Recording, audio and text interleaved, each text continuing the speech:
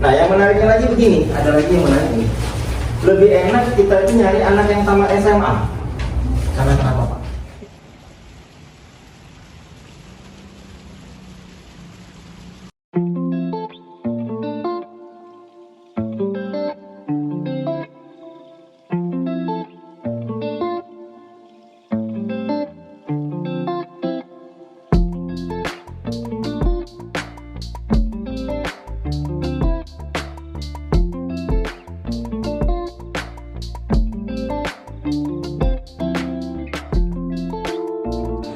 Halo guys, kami udah sampai di MDP IT Store. Kami akan wawancara dengan Pak Arif. Nantikan keseruan kami ya guys.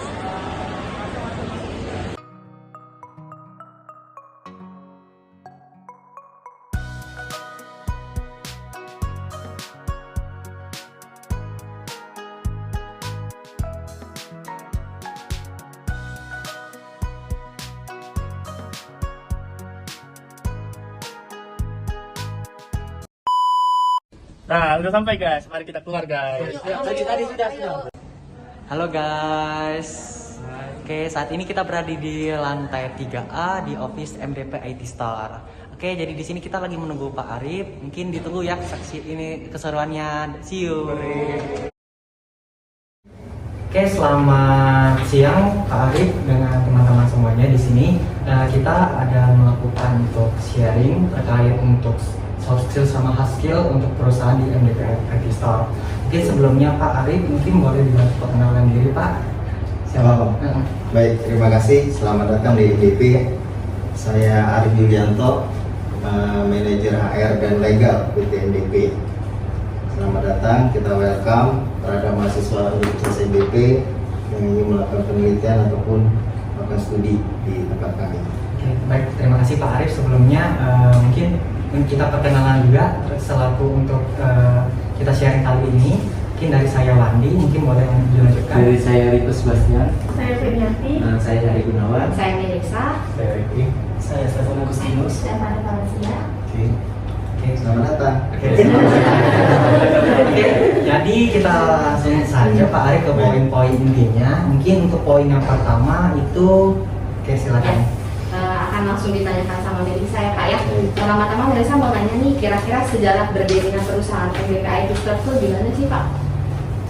Oke, MDP IT Store ini awalnya dari kursus. Jadi kita ada lembaga kursus dulu, kalau saya tidak salah tahun 87. Ya, itu di lokasinya itu di mana, di daerah Lingkaran. ya betul, di Rupit tepatnya. Jadi jalan Rupit itu belakang GM yang sekarang kalau nggak salah, yang jalan itu ya Kota Selama. Nah itu lokasi awalnya. Kemudian kita buat lagi khusus di Jalan Lingkaran baru. Di Jalan Lingkaran itu sampai di sana kita terakhir tahun 2010. Karena 2011 kita pindah ke Sudirman. Nah, dari awalnya kursus itu kita bangun divisi, ada servis, kemudian ada teknisi, technical support gitu ya. Dan hebatnya lagi MDP kalau tidak salah itu pertama kali internet di Kota Palembang. Jadi kita juga ISP, Internet Solution Provider ya. Jadi kampus kamu di Universitas MDP sama Kumbang itu sebenarnya supply internetnya dari kita. Justru yang hebatnya kamu yang lebih besar, kami yang lebih kecil. Karena memang prioritas kan teman-teman di kampus lah. Karena bagi kamu kan mau explore, ada YouTube-nya, ada apa segala macam. Kalau kita di sini dibatasin. Kalau misalnya pakai YouTube boleh, selama itu tidak mengganggu pekerjaan. Nah itu awalnya. Jadi kemudian kita pindah ke sini tahun 2011. Kalau kampus sendiri kan berdiri tahun 2000 ya kalau saya tidak salah ya. Tahun 2000 kita 2011 pindah ke sini. Di sinilah kita buat store. Jadi mall IT ya, IT Superstore namanya. Jadi dari 2011 kemudian 2000 kalau saya tidak salah 5 tahun berikutnya 3 tahun 2011 tambah 3 2014 kita buat lagi electronic store. Dan terakhir kita buat motor listrik di bawah. Kalau teman-teman lihat kan di bawah ada motor listrik ya. Nah itu baru 2021. Cukup baru Pak ya. Baru, kalau itu baru, itu teknologi baru lah 2021, tapi mulai launchingnya itu di 2022 kalau saya tidak salah itu di bulan 8 atau bulan 9 lah gitu. Motor listrik. Mungkin berarti dia dari latar sejarahnya dari awal gitu, berarti memang kita NDP itu buka kursus dulu ya. Betul, dari gitu, ya. kursus. Mungkin merangkap jadi ada internet, setelah itu baru membuka Bisnis lain. bisnis yang lain. Salah satunya MDP IT Store sama mungkin kampus MDP yang kita kenal sekarang Pak ya. Betul. Oke, mungkin untuk ada pertanyaan yang selanjutnya yang mau diajukan? Mungkin untuk profil dan perkembangan bisnis ya? Pak, untuk yang kedua ini bagaimana sih Pak profil dan perkembangan untuk bisnis perusahaan IIT ini? Ke depan, Iya. 5 tahun ke depan, 3 tahun ke depan, atau 1 tahun ke depan. Mungkin boleh Pak semuanya. Ya kita kan pasti ada namanya Renstra ya, rencana pembangunan Renstra ya. Jadi setiap periode kita pelajari ya, termasuk salah satu pengembangan yang baru kan motor listrik. Jadi pokoknya semua teknologi yang ada yang berkembang itu kita akan coba ikutin. Jadi skema bisnis seperti itu. Sebenarnya MDP banyak sih, kita bangun lagi ada perusahaan SGS namanya, itu Sumber Gas Sukses ya. Itu grup, jadi masih di dalam grup tapi PT-nya udah beda. Itu yang pengisian SPBD gas 3 kilo.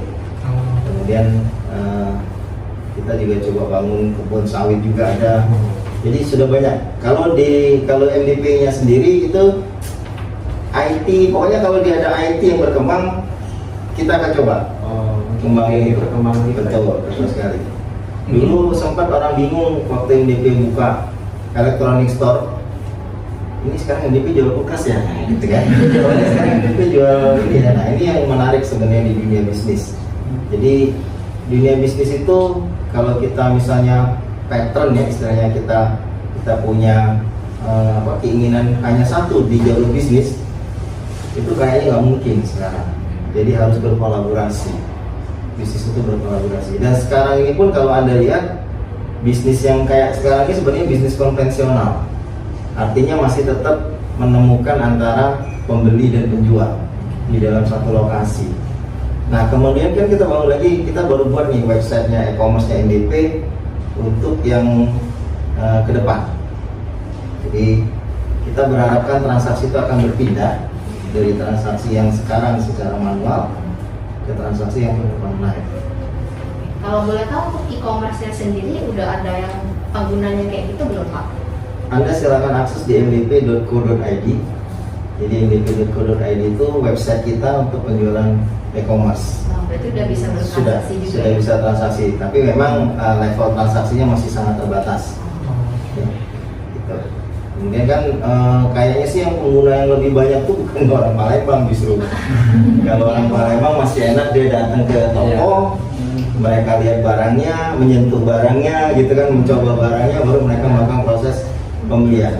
Sebenarnya ada kejadian yang menarik tuh begini. Kita kan ada kerjasama juga dengan blibli.com ya. Di atas kalau Anda lihat di blibli.com, menariknya itu orang itu di blibli.com itu ada promo. Ceritanya gitu kan, ada promo. Dan kebetulan toko NDP itu bagian dari blibli.com. Nah mereka datang dulu ke sini, mereka tengok dulu barang, ini barangnya menarik, tapi transaksi tidak melalui NDP, tapi melalui blibli.com. Nah ini yang kayaknya nanti berubah nih paradigma orang belanja gitu ya. Ya karena memang kalau namanya barang elektronik, orang pasti ingin tahu ini garansinya seperti apa, kualitas barangnya seperti apa gitu kan.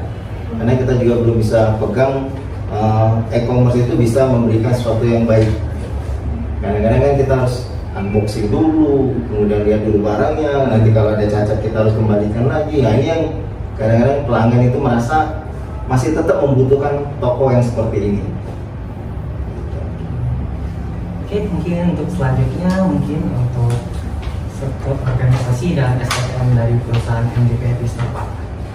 Nah kira-kira mungkin untuk strukturnya itu seperti apa Pak? Organisasinya ini di atas sekali ada direktur ya. Direktur, kemudian di bawah direktur itu ada sebetulnya direkturnya itu ada 2, tapi kita nggak ada direktur utama sebetulnya. Jadi ada direktur sama direktur keuangan. Jadi kalau di bawahnya itu lagi nanti ada wakil direktur nih. Wakil direktur ini yang menggerakkan seluruh kegiatan yang di bawahnya. Nah, di bawah wakil direktur ini ada bidang sistem integrator, service, IT dan electronic store, kemudian accounting, keuangan, bagian logistik. Jadi ada 6. Ada 6 di bawahnya. HR dan legal 7 di bawahnya. Mungkin untuk skemanya atau dalam bentuk grafiknya mungkin apakah ada gitu? Ya, nanti kita kasih. Mungkin boleh. Oke, untuk selanjutnya kita masuk ke untuk analisis kebutuhan soft skill-nya dulu Pak. Mungkin untuk pertanyaan pertama dari Wandi sendiri Pak, mungkin dari menurut Bapak, seberapa penting Pak soft skill dalam bekerja gitu Pak?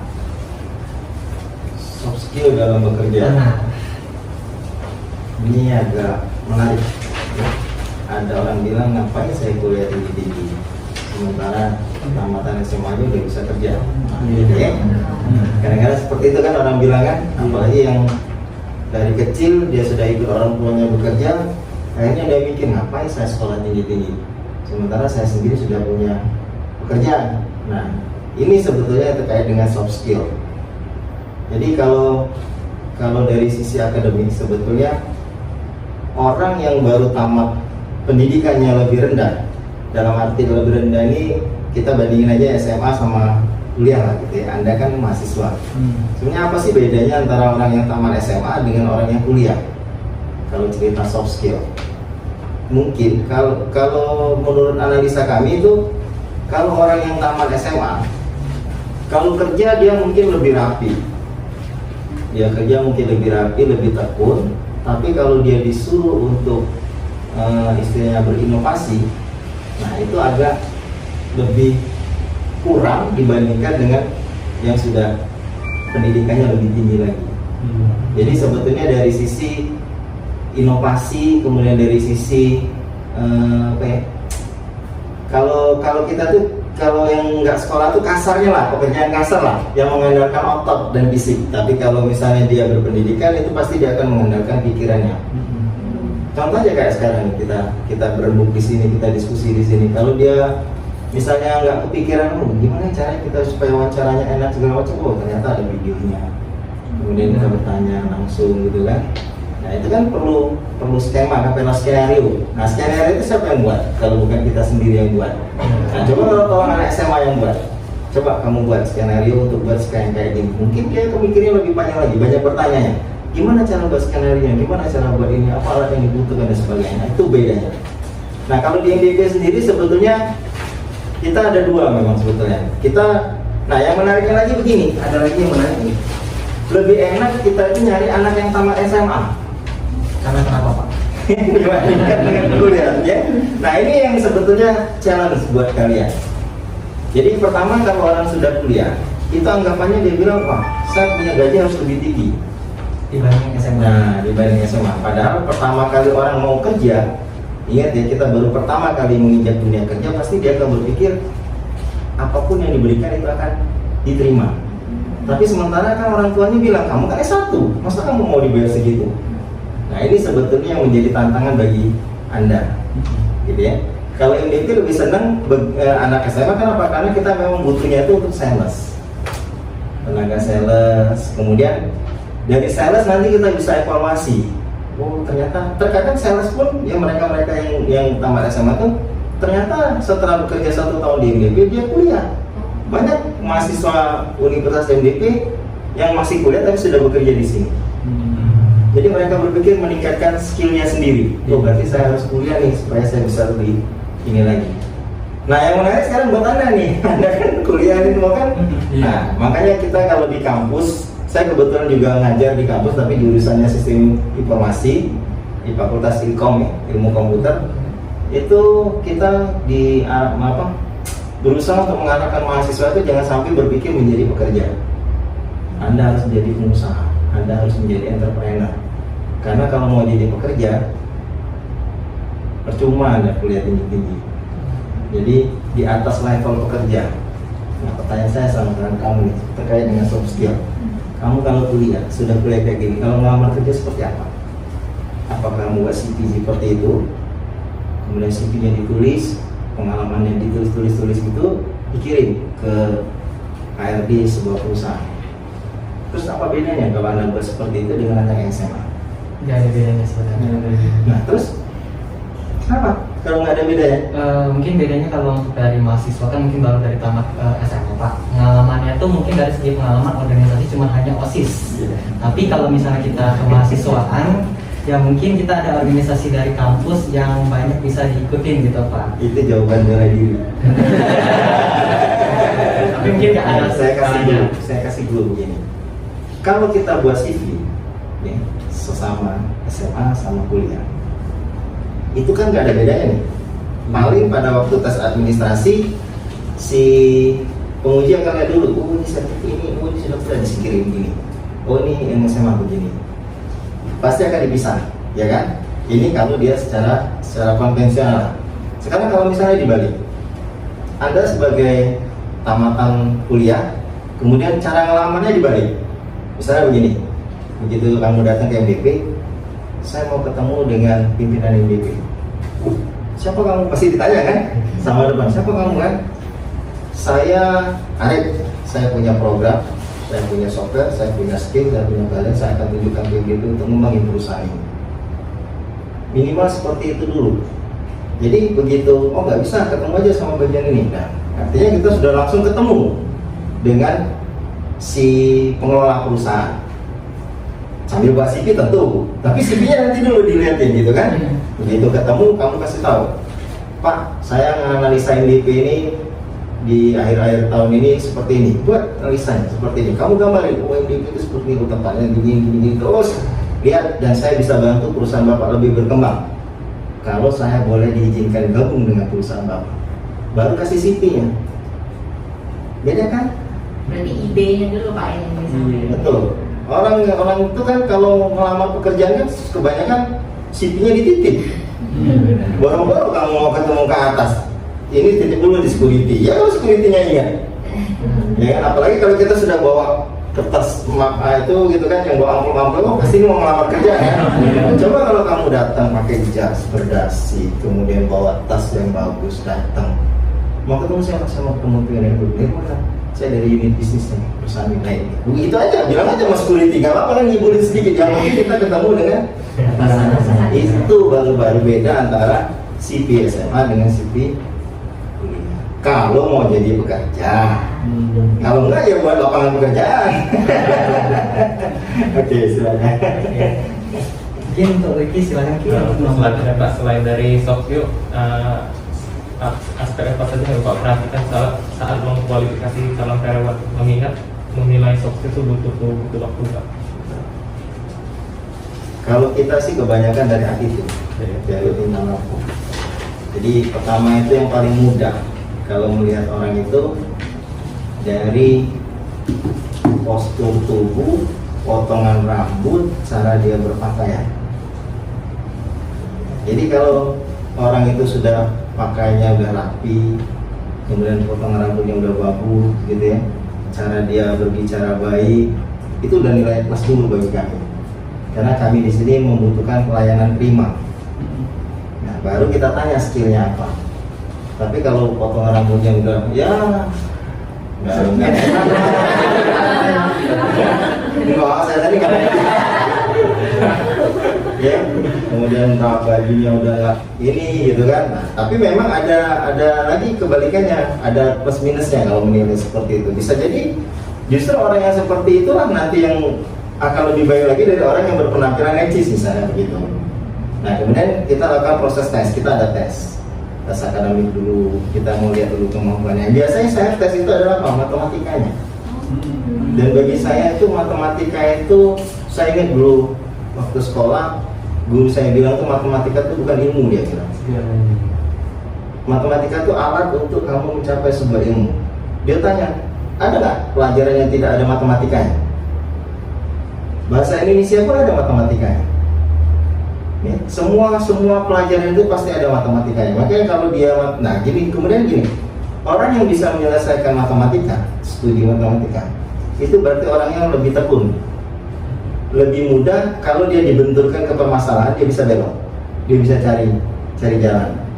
Tapi kalau matematikanya rendah, biasanya, dan ini terbukti, surveinya terbukti, kalau dia matematikanya rendah, kita kasih pekerjaan, bobot pekerjaan yang melebihi dari ekspektasi dia akan nyerah.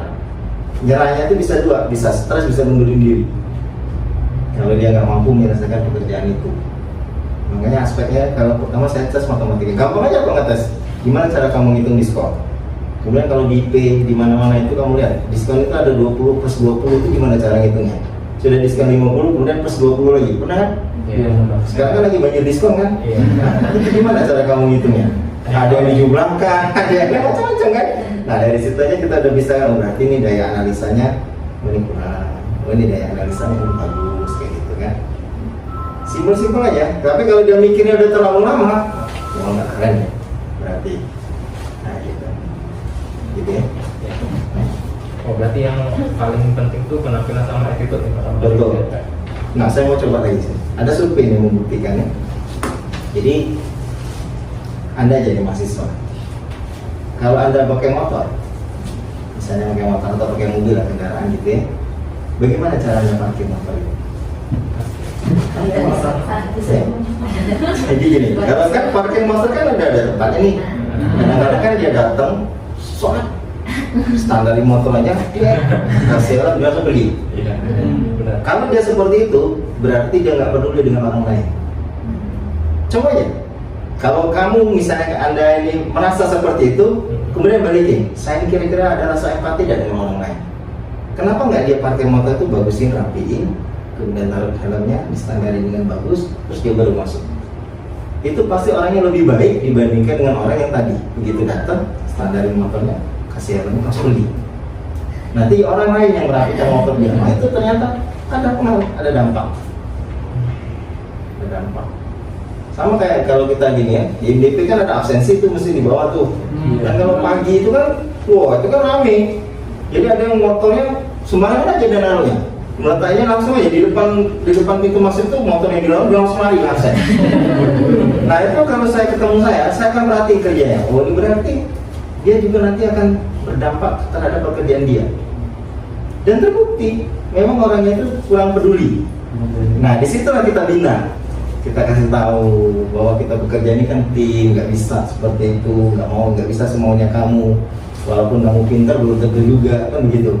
Itu salah satu dasarnya. Cek kayak gitu, gampang-gampang aja. Pakaiannya misalnya, kalau dia pakaiannya udah samburadul, pasti pikirannya muradul. Coba buktiin kalau nggak percaya. Coba aja, gitu ya. Oke. Oke, mungkin selanjutnya dari teman-teman untuk pertanyaan tinggal boleh bantu ditanya. Untuk menurut analisa Bapak sendiri sama FD, apakah soft skill dapat membantu dalam pengembangan karakter dan kompetensi seorang karyawan dalam rangka suatu pekerjaan? Oh iya, jelas. Tadi saya bilang, dia masuknya SMA, kemudian dia bilang, saya harus kuliah. Kita balikin ke dia, kenapa sih sebetulnya kamu mau kuliah? Saya mau mengembangkan diri. Udah bagus. Pasti. Orang yang berpendidikan lebih tinggi itu pasti pola pikirnya beda. Pasti beda. Makanya terkadang kita sendiri ya, saya misalnya sama anak-anak gitu kan, kalau pas di kendaraan pas di lampu merah lah, kita kan suka kesel kan, kita yang aduh orang kayak gini aja kita ikut terpancing emosi kan. Jadi mereka bilang Pak tuh S2, Pak malu Pak ada tes, wah akhirnya berdampak akhirnya kayak gitu kan, ngapain gitu kan, akhirnya kita ngikutin. Tapi kadang-kadang ya jengkelnya keluar juga akhirnya kan. Tapi intinya adalah begini, soft skill itu memang benar untuk meningkatkan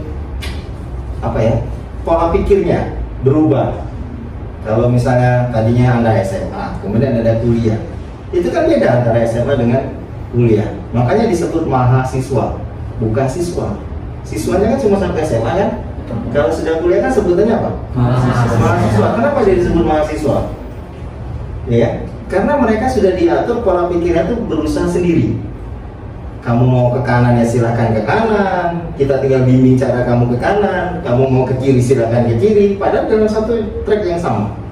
Anda sama-sama jurusan ekonomi kan, belum tentu semuanya sama hasilnya. Betul. Ada yang ke kanan, ada yang kiri. Nah, kita sebagai pengajarnya tinggal mengarahkan, oh ini ke kanan, makanya dia disebut mahasiswa. Kalau siswa pasti arahnya kamu harus dapat nilai sekian, ranking sekian, lulusnya harus sekian. Nah itu. Tapi kalau mahasiswa enggak. Ada IPK 2,5 tapi dia lebih hebat hasilnya dibandingkan anak yang IPK-nya 3,8. Ada kan? Tapi tidak banyak. Iya. Banyak yang berhasil yang 3,8 gitu kan. Nah ini jadi ya memang soft skill artinya berpengaruh, sangat-sangat berpengaruh. Oke. Oke, terus Pak, bagaimana cara mengetahui kalau karyawan itu sudah sesuai dengan soft skill-nya Pak dalam suatu bidang pekerjaan? Oke. Jadi di dalam pengelolaan karyawan itu kan kita ada namanya training. Sebetulnya 3 bulan pertama kan di training dulu. Nah di training dulu itu sebenarnya dievaluasi. Ini cocoknya gimana? Memang terkadang kita buka lowongan misalnya nih untuk tenaga marketing. Selama 3 bulan kita akan perhatikan dia. Apakah memang cocok di tenaga marketing? Kalau dia tidak cocok di tenaga marketing dan ternyata anak ini pinter, dalam arti dia punya kualifikasi yang lebih, tapi nggak cocok nih, dia kurang bisa ngomong misalnya, kurang bisa menjelaskan. Tapi kalau kerja kok rapi, akhirnya kita tanya di bisnisnya ada nggak kebutuhan? Ini bagus loh kayaknya ini pinter dan ngomongnya rapi kerja ini. Oh ini Pak ikut aja kami. Nah ini kita arahkan seperti itu. Jadi memang berdasarkan evaluasi dan sangat sulit sekali mencari tenaga kerja itu yang perfect, itu nggak ada. Sulit sekali. Dapat yang perfect itu paling banter 2 tahun hebat lah. Kadang-kadang 2-3 bulan udah keluar. Tergantung juga dengan penghasilan. Ya kita nggak bisa juga kan kasih penghasilan langsung tinggi, gitu kan? Kita mau kasih penghasilan tinggi itu kamu bisa kasih apa buat perusahaan? Kan begitu. Challenge-nya kan itu. Kalau kamu saya bayar segini, kemudian kamu apa yang mau kontribusi ke perusahaan? Kalau kontribusinya nggak ada, rugi dong perusahaan itu. Nah, makanya kita stepnya dari bawah. Tapi tadi kalau Anda tahu, wah Pak saya punya program atau saya punya ini Pak, studi saya seperti ini, dari sisi ekonomi saya bisa bantu perusahaan Bapak berkembang begini, saya mau hasilnya begini. Oke, kami buktikan nih, 3 bulan kita coba, berani nggak? 90 hari, berani nggak? Ya udah coba. Begitu berhasil ya udah kita kasih, kita tarik. Itu malah lagi bagus. Tapi jangan ketemu karyawan kayak gitu, nggak ada yang berani. Modal nekat itu sebenarnya. Nah, Contoh ya Pak, misalkan kan misalnya MDP buka lowongan accounting misalkan Pak. oke. Terus yang lama-lama tuh belum cocok di balik accounting. Itu apakah Bapak nunggu sampai ada orang yang memiliki skill accounting atau memang coba Yang lama-lama tuh maksudnya gimana? Misalkan kan ini lagi bukaan accounting Pak. Nah, yang pelamar itu Oh melamar. Oh saya pikir orang-orang yang lama. pelamar tuh nggak ada basic accounting, cuma misalkan ada pengalaman sebagai finance, apakah Bapak akan merekrut karyawan tersebut atau menunggu dalam waktu yang akan lama Pak? Mungkin Mencari menunggu skill ada yang- pengalaman Sesuai, harus sesuai ya. Harus sesuai. Memang ada pekerjaan tertentu tuh yang harus memang latar belakangnya sesuai. Kayak accounting itu memang spesial, gitu, spesialisasi lah. Keuangan belum tentu bisa accounting. Iya. Orang accounting pasti sudah bisa keuangan. Nah ini yang suka, ya itu tadi. Kalau misalnya kita butuhnya cepat, artinya kita ada standar. Kita butuh accounting, sementara kalau orang keuangan bisa aja dididik sebagai orang accounting, ya kan? Tapi dia jangan tanya saya dong, saya nggak paham lah gitu kan. Tapi dia artinya apa? Dia harus bisa ngembangin sendiri. Kalau misalnya basicnya orang keuangan, terus kita masukin ke accounting, dia akan susah siapa? Dia sendiri sebetulnya. Tapi kalau dia paham terhadap accounting itu ya no problem. Ada SK, misalnya ada SK, dia ngelamarnya pakai SK, tapi dia hobi accounting. Walaupun bukan sertifikasi accounting, dites pakai accounting bisa dia. Hobi kan namanya hobi ya. Hobi kan bisa macam-macam. Ada kan orang yang hobi ngotak-ngotik angka ada kan. Tapi ternyata ada SH basicnya.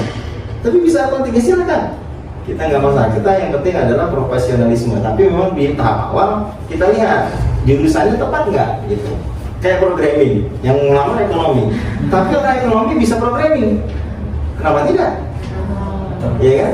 Saya dulu punya SIP, sarjana ilmu politik. Tapi hobi programming, masuk, nggak masalah. Gitu.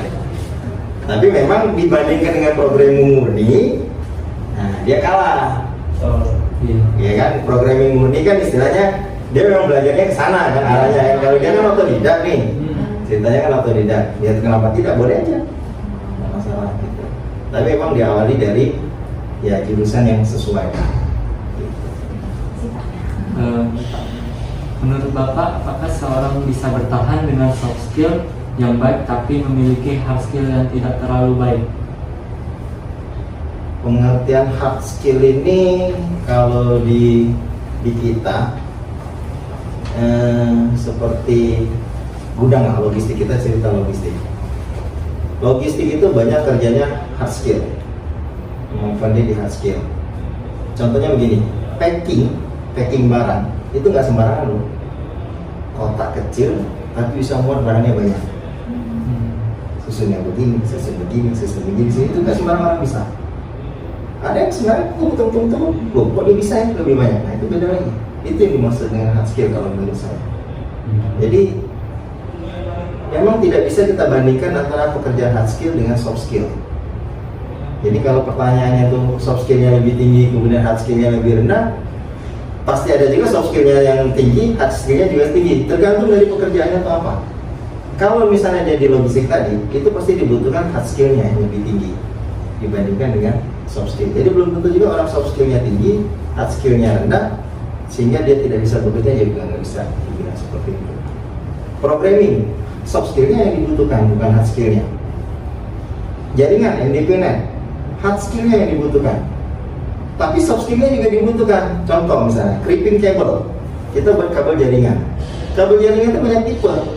Ada kabel jaringan yang 10/100, ada kabel jaringan yang 10, ada kabel jaringan yang cuma kategori 5, Cat E dan sebagainya. Itu beda-beda. Tapi kalau dia soft skill, bisa, tanpa diajarin dia sudah tahu ini. Tapi kalau si hard skillnya tadi, gini, waktu masang itu mungkin lebih rapi yang hard skill. Dia benar-benar dipastiin kabelnya ke belakang baru dikritik. Nah kalau saya kocek-kocek kabelnya dikit, pasang dikit, asal dia masuk, cek. Beda lagi. Kalau dia nggak, dirapinya dulu pas benar baru dicolokin. Nah itu. Jadi soft skillnya butuh nggak? Butuh. Kalau nggak tahu gimana urutannya nih, kabelnya itu kan ada 8, 1 ketemu 8, 8 ketemu 2. Nah itu kan butuh soft skill gitu. Tapi misalnya SMA nih, kamu SMA, saya suruh kamu pasang kabel, saya ajarin. Pasangnya begini ya, urutannya begini ya. Kamu ingat? Udah, besok dilepas, sudah jadi soft skill. Gitu kan? Tapi hard skill dia lebih bagus, lebih rapi. Berarti nggak ada perbandingan, tergantung bidangnya. Betul sekali. Sebetulnya ya bekerja ini dinamikanya banyak. Ada orang bilang kalau soft skill banyak ngandelin pikiran, banyak ngandelin ke analisa ya, daya analisa dan sebagainya. Sebenarnya hard skill itu pekerjaan yang ada di depan mata. Jadi nggak perlu butuh analisa yang tinggi kan begitu.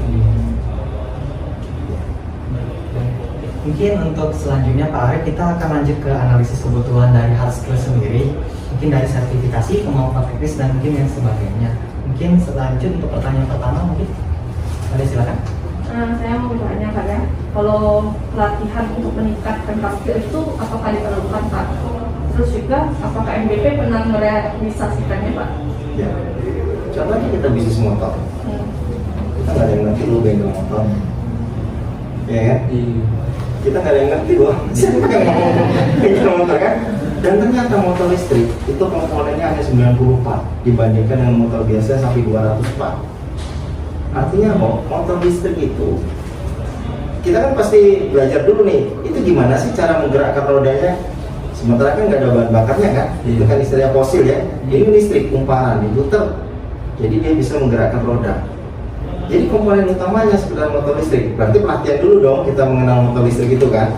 Nah pertanyaan pertama pada waktu kita sama si produsen ya, si pembuat motor ya, kita kan nggak ada basic bengkel ceritanya kan. Kalau bengkel kan ada businya, ada ininya segala macam kan harus diketahui, pengetahuan khusus kan. Dan tapi kalau menurut mereka itu sama aja Pak dengan power supply-nya komputer. Wah yang benar kan ini sama dengan power supply komputer Pak katanya. Itu kan dari arus AC kemudian jadi DC, jadi kumparan, kemudian itu membuat power jadi tenaga. Artinya yang kami sudah paham dengan power supply komputer bisa paham langsung dengan motor listrik. Tapi diajarin dulu bedanya begini loh, kalau power supply itu ada 5 volt, 12 volt, kalau di sini ada sekian volt dan seterusnya. Ya kan? Jadi memang ada pelatihan itu harus belajar tetap, dan itu harus ditingkatkan terus. Produk kayak ini, produk HP aja misalnya, banyak varian. Kalau harganya segini, tipenya segini, ini fiturnya. Harus dihafalin kan? Harganya segini-segini, oh ini fiturnya. Iya. Gitu kan? Nah, kadang-kadang kita lihat dulu sama pelanggan. Kita kalau ketemu sama pelanggan kan ada dua pelanggan. Ada dia tuh memang hanya butuh saja. Memang butuh untuk kayak saya nih. Saya butuhnya memang satu HP untuk semua pekerjaan. Artinya HP saya itu bisa melakukan semua pekerjaan saya, walaupun saya sudah tidak di kantor. Gitu kan? Kemudian ada lagi orang butuh hanya untuk passion misalnya. HP-nya itu cuma untuk butuh passion. Kemudian ada lagi dia butuh HP-nya itu cuma sekiranya texting, cek email sebentar dan sebagainya, tidak harus yang full package. Nah itu harus ada pelatihannya. Kalau ketemu pelanggan seperti ini, oh berarti ini yang disodorkan. Kalau ketemu pelanggan ini, oh ini yang disodorkan. Kan begitu. Itulah. Oke, selanjutnya untuk pertanyaan terakhir Pak, mungkin akan dibawakan pertanyaan oleh Stefan. Nah mungkin Pak, kan di Super IT Store ini kan kita kenal dengan pusat penjualan kan Pak. Nah mungkin bisa Bapak ceritakan sedikit hard skill yang dimiliki oleh karyawan di sini, apakah berfungsi atau tidak, terus juga apa hard skill apa yang memenuhi untuk sebagai penjualan di sini Pak? Titik beratnya ke penjualan. Berarti. Karena di MDP kan banyak nih bisnisnya. Penjualan hard skill, pengertian hard skill ini, saya ini dari tadi tuh membayangkan apa benar ya? Definisi hard skill yang saya bayangkan itu adalah pekerjaan yang membutuhkan pengetahuan fisik. Jadi ya seperti saya tadi ngomong bahwa ada di depan mata pekerjaannya itu. Tapi kalau soft skill kan dia membutuhkan analisa. Ya, nah, itu yang dimaksud benar ya? Iya. Oke, berarti kalau di store hard skill sangat dibutuhkan sekali. Dia nggak perlu memikirin soft skill. Contoh, kita kan butuh orang yang berpenampilan bagus, cara bicaranya bagus, kemudian attitude-nya, bagaimana cara dia menyapa orang, gitu kan? Kalau mau butuh pelayanan ya, kita arahnya ke pelayanan, otomatis hard skill pasti yang kita butuhkan. Jadi walaupun dia anak SMA, kemudian good looking, cantik, ganteng, gitu kan, ramah, yaudah. Tinggal nanti pada saat pengetahuan produk knowledge-nya baru kelihatan. Yang sarjana dengan yang SMA mungkin daya tangkapnya beda. Nah, kalau ketemu yang sarjana mungkin harusnya lebih cepat dong. Malu lah dia, karena kan berstatus sarjana, minimal dia malu dulu gitu kan. Dan harus lebih cepat nangkep dibandingkan dengan yang SMA. Tapi memang pertama kali yang kita cari yaitu bagaimana cara dia menawarkan sebuah produk, gitu kan. Ada lucu kadang-kadang kalau saya ngetes misalnya kayak ini air mineral ini kan. Bagaimana cara kamu menawarkan air mineral ini? Dia ngomong ini produk Aqua bagus dan sebagainya. Saya bingung. Ini benar Aqua? Oh iya Pak Aqua. Mana tulisan Aqua? Ini tulisannya Trita kan? Trita. Nah di situ aja udah ketahuan kan? Oh berarti ini kurang. Kalau soft skill-nya kurang nanti. Tapi kalau dari sisi dia berjualan, oh bisa bagus. Gitu kan? Iya, marketingnya kan bagus kan, tapi dia tidak menyadari bahwa Aqua itu merupakan produk, nama produk. Tapi sudah lengket di benak kita, gitu kan? Pas kita uji, ini seperti ini Aqua, ini Trita, saya bilang. Bukan Aqua, mana tulisan Aquanya nggak ada gitu. Oh iya, baru sadar dia. Nah, artinya kan soft skill-nya masih rendah, kan begitu.